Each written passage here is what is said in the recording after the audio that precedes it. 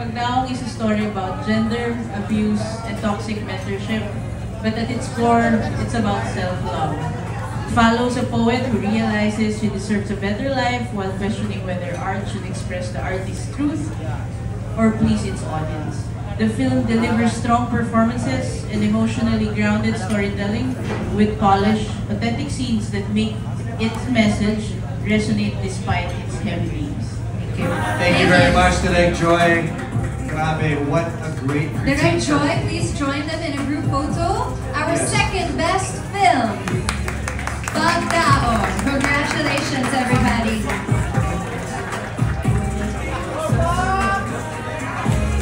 Let's grab a photo opportunity. What a great critique by Direk Eric Matthew, one of the best in the biz. And now let's hear from Direk Poms. Hello po, kagaya ni Direk Kiko Baldoza. First film ko rin po ito. So, maraming salamat po sa Sinisilip, kay Sir Ron. Thank you, sir. Thank you sa Viva. Salamat po sa opportunity na binigay niyo sa amin. Sa aming mga first-time filmmakers, maraming salamat po. God, thank you, God. Oh my God. Ano ba?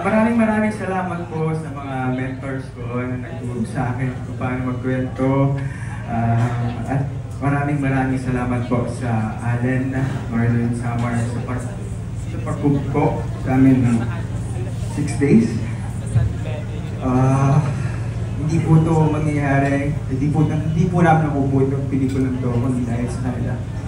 At maraming salamat po sa team ko na hindi ako iniwan kasi medyo mahirap po yung pinagdaanan itong pelikulang ito. Meron kami tuwag na napaka-hirap, hindi ko alam kung paano pagkakasyahin, pero I have friends, marami akong kaibigan na tumulong sa akin. Sino ba? Sorry, ayaw pong may makalimutan. Gusto ko pong pasalamatan. Gusto ko rin congratulate lahat ng co-finalists ko. Congrats guys, you made it. Hindi mo naging madali, pero dito tayo ngayon. Naipalabas lahat ng pelikula natin. Nakakalungkot lang yung mga nababasa natin sa internet, no? Na hindi pa man tayo napapanood, ang dami nilang sinasabi.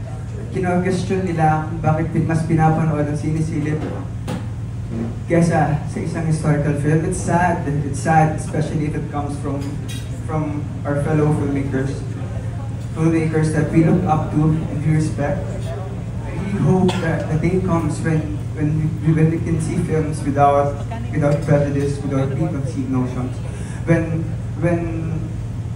a biased, outdated organization no longer dictate us filmmakers what stories we are allowed to tell.